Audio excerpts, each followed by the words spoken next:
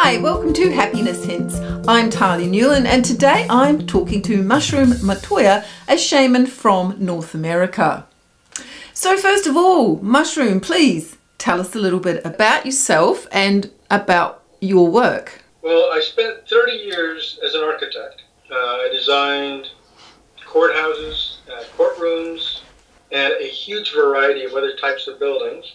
And then, along with that, that was what I did to make money. And it was also my passion in terms of design, doing design work. But tied in with that was the spiritual aspect. And that's when I became a shaman. That was about 1980. So my career as a shaman and my career as an architect pretty much went hand in hand, simultaneously together, working both sides of my brain. Now, a shaman, shamanism is the oldest form of healing on the planet. And a lot of our myths and stories come out of shamanic journeys. For example, we've heard the story with Aladdin and the magic carpet. I'm sure you heard that one, right? Yep. All right. And then there's a genie involved and all that kind of stuff. In all likelihood, what has happened is the story got passed down over many generations, and what was symbolic became taken as literal, and then became taken as a fairy tale.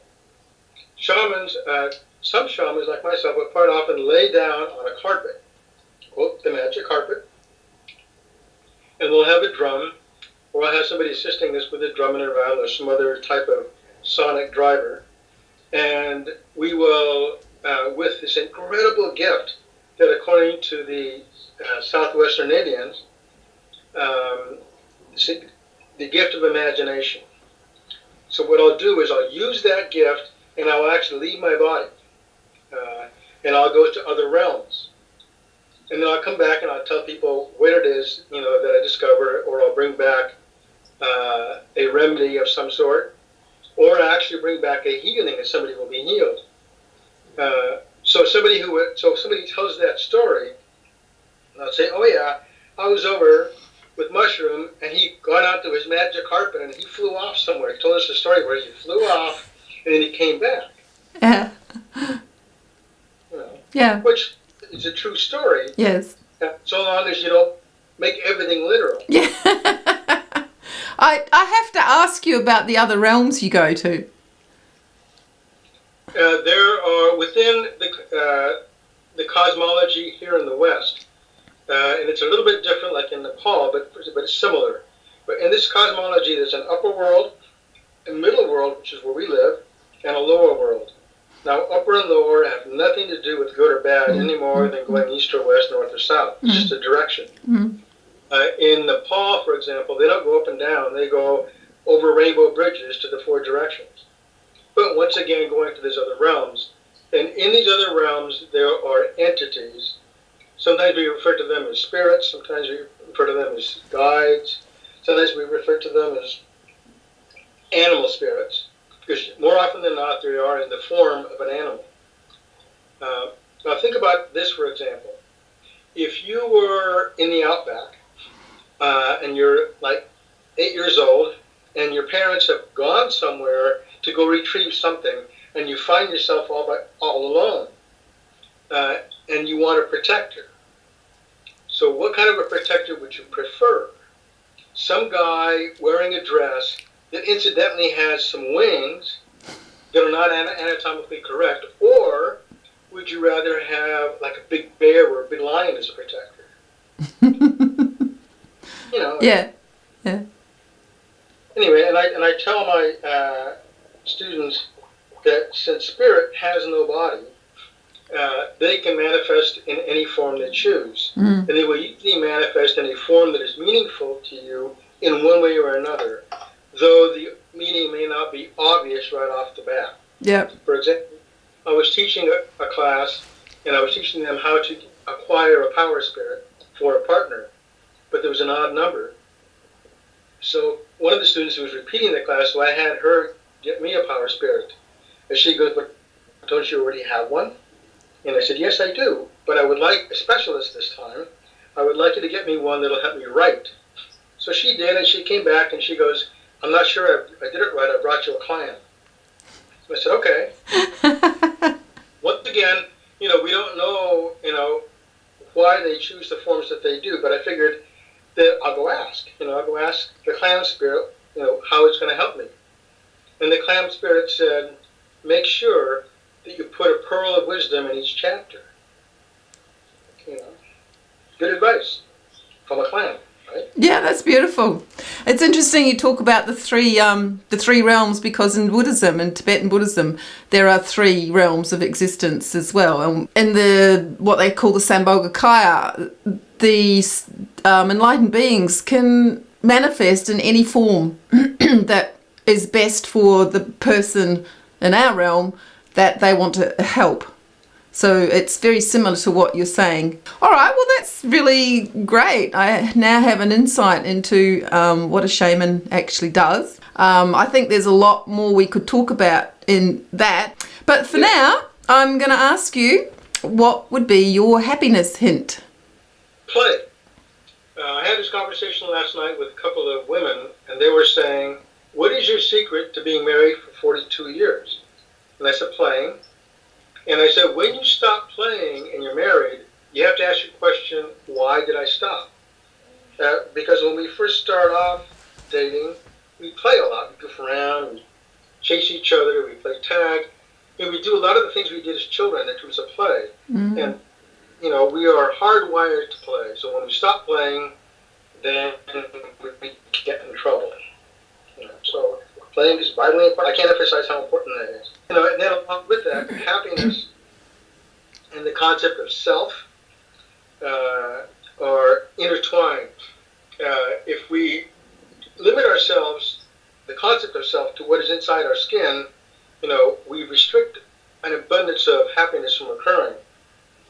As we venture out and we do things for other folks, we find that our concept of self expands, and as it expands, we find more reasons to have joy, because we're not alone anymore.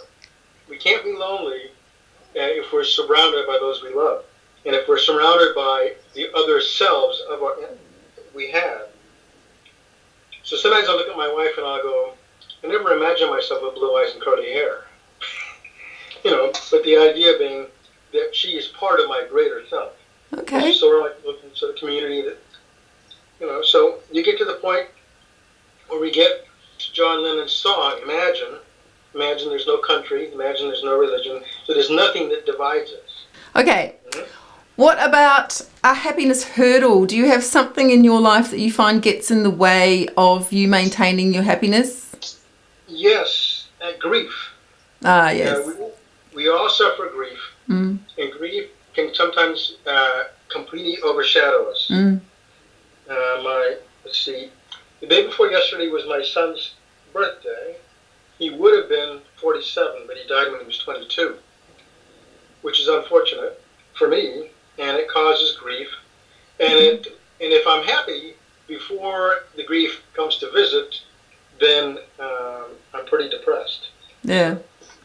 I read your story about visiting the recipient of your son's heart and asking to listen to his heart. That was incredibly moving. I was delighted with that. I thought that was such a wonderful story. I had no idea as to how powerful of a healing that actually was. To listen to that heart going thump, thump, thump, knowing that, that it was his heart.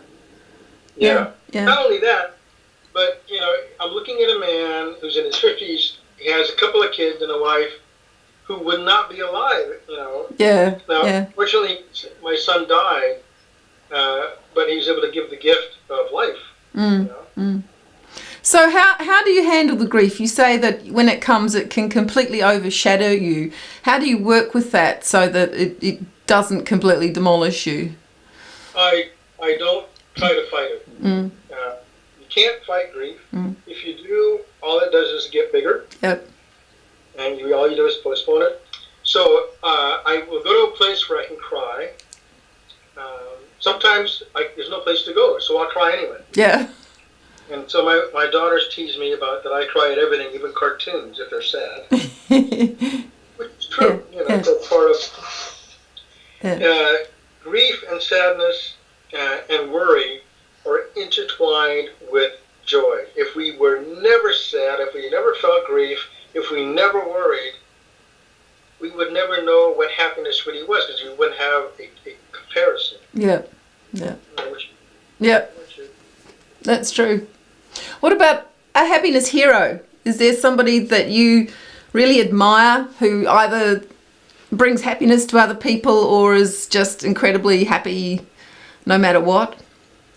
The woman I married 42 years ago is probably my biggest hero. She laughs at and out loud at things she sees, internet, television. We go to a movie, she'll just roar up with laughter, and she has a good sense on being happy.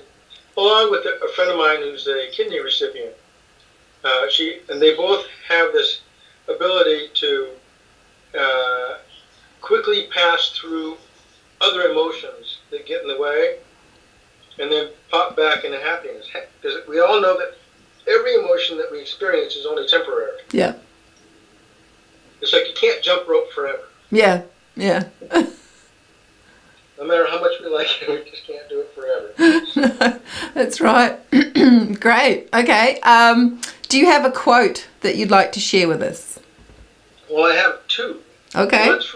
One is from Dr. Seuss. Yeah, I love Dr. Seuss. And it's why fit in when we were born to stand out. And also often, we end up being sad because we're trying to be what we are not. And we're trying to fit in. And so, we especially when we're teenagers, good grief, what a horrible time of life that is in terms of our desperate attempt to fit in, to belong, to be like everybody else. And then we always tend to admire those people that stand out. So it takes us, a lot of us, a while to figure out maybe I should just be who I am and not have to try to be somebody else. Yeah, good. And then the other quote that I have, it's a family quote, and my niece was one of the top 100 high school students in Minnesota, and she received an award, and they were all allowed to give one quote that had inspired them throughout their lives. And so she wouldn't tell her mother what the quote was going to be. So she gets up and she goes, we have a family quote. And my sister goes, oh, no, not that one. And this, it's only funny until somebody gets hurt. And then it's hilarious.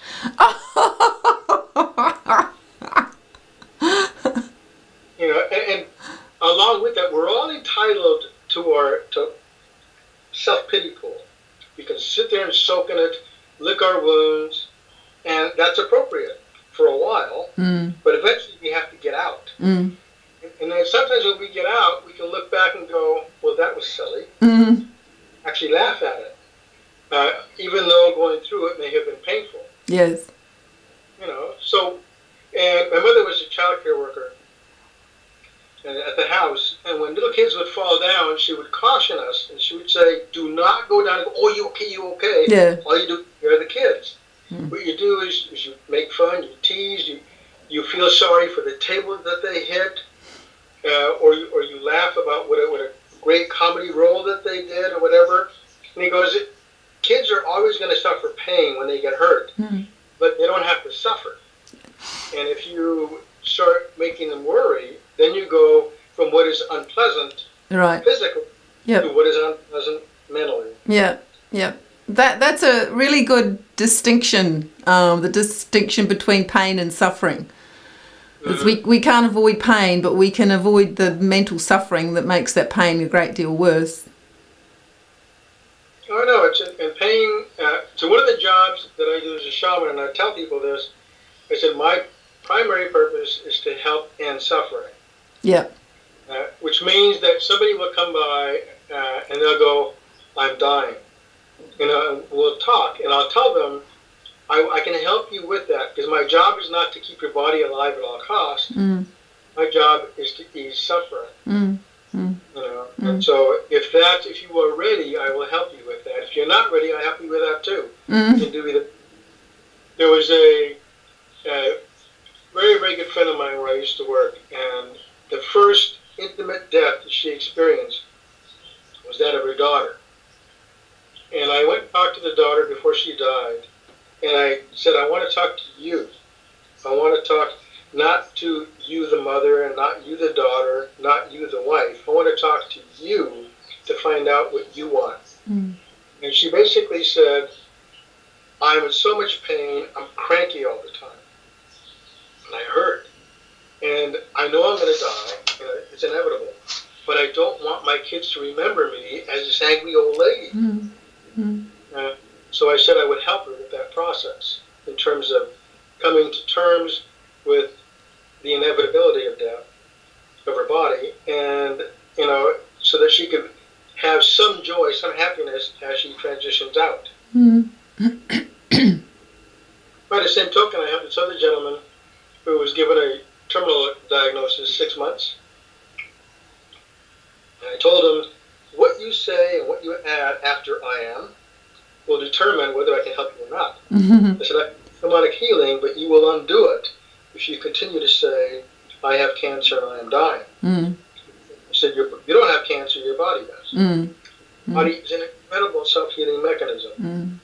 And so you tell yourself, I am fine, my body is in self-healing mode. Yeah. I often do that. People say to me, oh, how are you feeling? How are you today? And I'll say, well, my back's crap, but I'm fine. Yeah. Because mostly I am fine, have my moments like everyone, but all right. Well, I think we'll leave it there for today. I've really enjoyed talking to you. Thank you very much for agreeing to be interviewed. Oh, you're welcome. And in the meantime, have a wonderful day and continue to be a blessing to all those who you meet. Thank you. And you too. So I've been talking to Mushroom Montoya, a shaman from North America. The one thing that has made the most difference to the level of happiness in my life is meditation. And to help you make meditation part of your life, I have made a guided meditation on MP3 set to the sounds of the rainforest where I live. And you can get it for free at talianewland.com/guided-meditation. And take a look at the bookshop at talianewland.com. In particular, look out for the book How to Meditate Easily, Effectively and Deeply. And also check out my award-winning fiction. I write real magic, stories with the power to transform. And please subscribe to my channel. There's more where this came from. Thanks for watching. See you next time. Bye.